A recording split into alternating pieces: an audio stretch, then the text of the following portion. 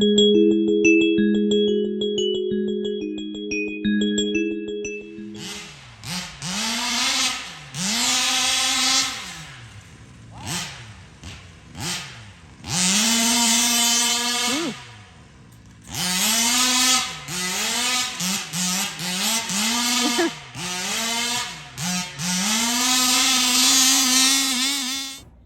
is going on, YouTube? Welcome back to Eastside RC. Guys, I know I said I was going to get out a wrenching video the other day, but, you know, when I showed y'all my showroom and the new wrench room, but, man, my bad. You know, I apologize because I'm a man of my word, and what I say I'm going to do, I do. So, I just, you know, just been super busy, man. I ain't had a chance owning a house. And now it's fall. It's just a lot of work to do, man. You know, all the leaves fell, and I can give y'all 100 excuses. So we're going to direct our attention over here to the new wrench table, and I'm going to show you guys how I build my IRC diffs. All right, so let's get right at it.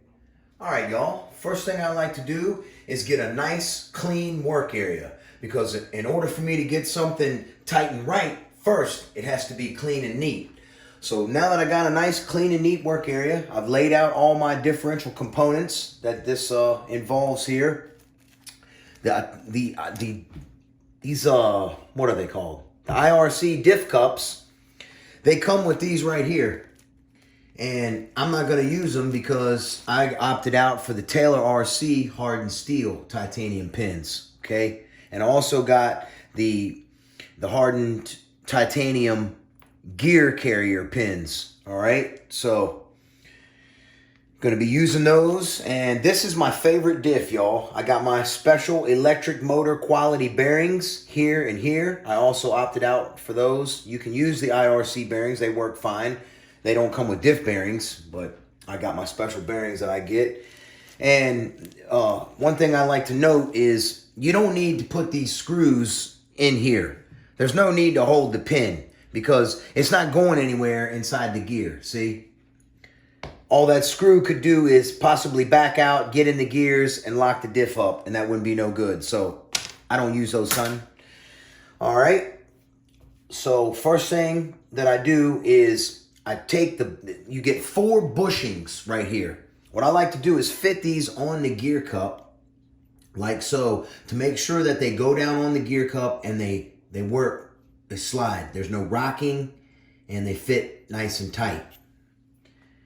Also, one thing to note, there is no seal that goes on the little screw right here that goes in here to keep the grease in. There's no seal on it because it's such a nice machined fit, it won't leak, son. Okay? This is a great diff. I'm telling you, it's my favorite diff. So, first thing I like to do is go ahead and get the bearings up in here. I like to do a bearing on the outside and a bushing on the inside for diff cup stability. I have found that is the most stable way to build my diff. All right? So I'm not going to bore you guys with that. I'm going to go ahead and get those put in there. I take it back. These are very stubborn to get in there. So what I like to do is get it in there set like this, sit it on a hard surface, and take a piece of plastic. I did have a plastic punch. I don't know what happened to it. This is a other piece of my pull start for the 50 for the Ram engine. So I'll get it right over there. It just so happens to be the exact same size. Just sit it right on top of there, because hitting this with metal, you could risk breaking that oil impregnated bushing. Now just give it a little tap. You'll feel it set. When you hear it bottom out, you got it. Just like so, son. Okay? Now we're going to flip these over, and we're going to grease up these O-rings with my favorite O-ring grease, Team Associated Sun Green Slime. Yes, sir. So grease them up, get them in there, and then set the bearings. If the bearings are just going to push right in there. But if they're hard surface, tappity tap, Dunsky, son. Here we go. I got a nice liberal coat of grease on there. The only time I do anything liberal. So next thing you want to do is don't forget your bearings, man. I've been in a hurry and put this whole diff together and realized, uh-oh, forgot the bearings, son. So now's a good time to get the old bearings on there.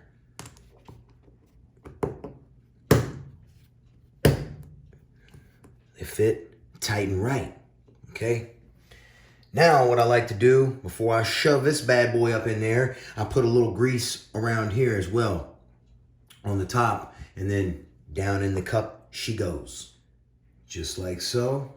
Spin it, make sure all is good. You don't want to feel no binding. Should be buttery smooth on both sides. That's a fat daddy cup in there, ain't it? Golly dang. All right, now goes your washer. And these look like pretty much the same. There's a smooth side and kind of a sharp side. I like to put the smooth side down.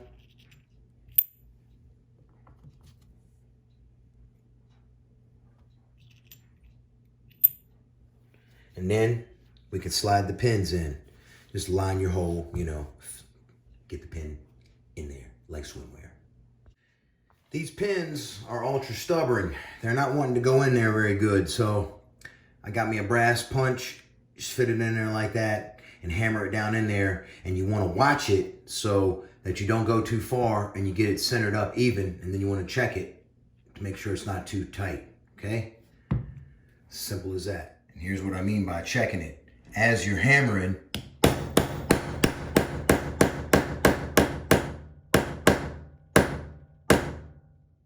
there you go. See? Because if you go too far, it's going to be a pain in the butt to get that back to go the other way.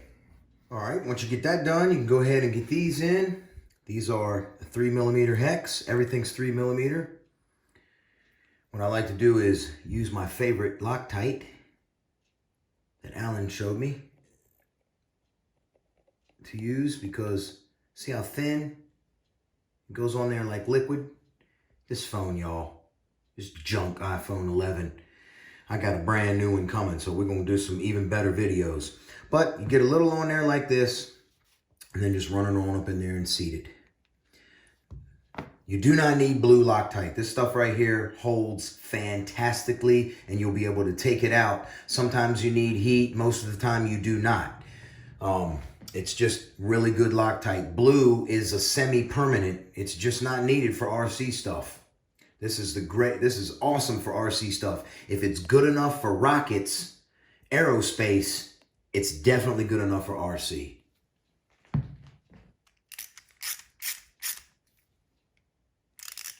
Super precise. All right, now you can go ahead. What I like to do is take my 1 milli and do a little squeeze and get some down there on the bottom, so that when I put the gear on, it mashes out and fills in all these crevices right here.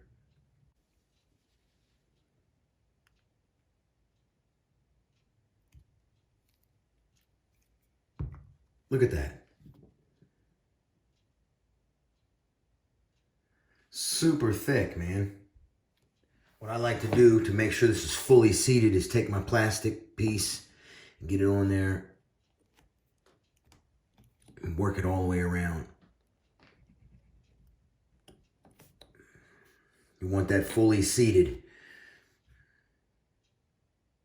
You can put this diff together and dry run it, but I've never had one of these not work with IRC products and the Kraken gears. You know, I've just never had them not work. What I look for is that gear flush at the top of the cup. And I like to take another blob, get it on there and just smooth it around this gear. This stuff is ultra thick. Ultra thick. And then once I have it set like that, now it's time to put together this gear carrier. I'll just take it, you know, just like how you would normally build the diff. Slide that on, put this on, and then that'll fit down on top of the gear there. All right, now once you got it like that, I got some diff oil on the top there. I'd like to get all the air bubbles out, but when he starts turning, it'll just create more probably. So it's all good. Notice I got the O-ring on there. I greased up the O-ring with a nice liberal amount of the green slime. The ring gear that we're going to be using is black bone. So now we can go ahead and I'm going to fit this on this and then put the ring gear on there and screw it together.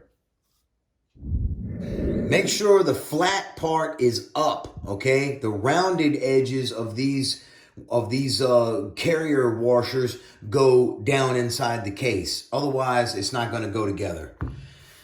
I just fought it and I had to take it all back apart, and I hate silicone. It gets all over my fingers. I can't stand it. So, my bad. We're going to put it back together now. All right. Once you got it together, ring gear time. At least that went on there nicely. Now you can just Loctite the screws as normal, and it comes with lock washers as well. Tighten it up, and you're done, son. My goodness. I can't believe I put the washers in there backwards, man. My mind ain't right, y'all. But I'm going to get right shortly. I just need to do my thing, man. And stop thinking too much about stuff. When you're tightening this up, I like to go, do a crisscross, and you just tighten it till it stops. You ain't got to go crazy with it.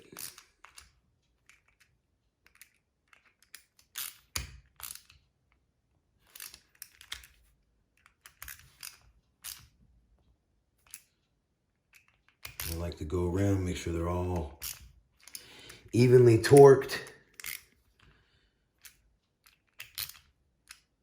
A couple times checking it. And that's it. The diff has been had. All right? So, let's go do it for this one. Y'all have a blessed one. I'll see you on the next one.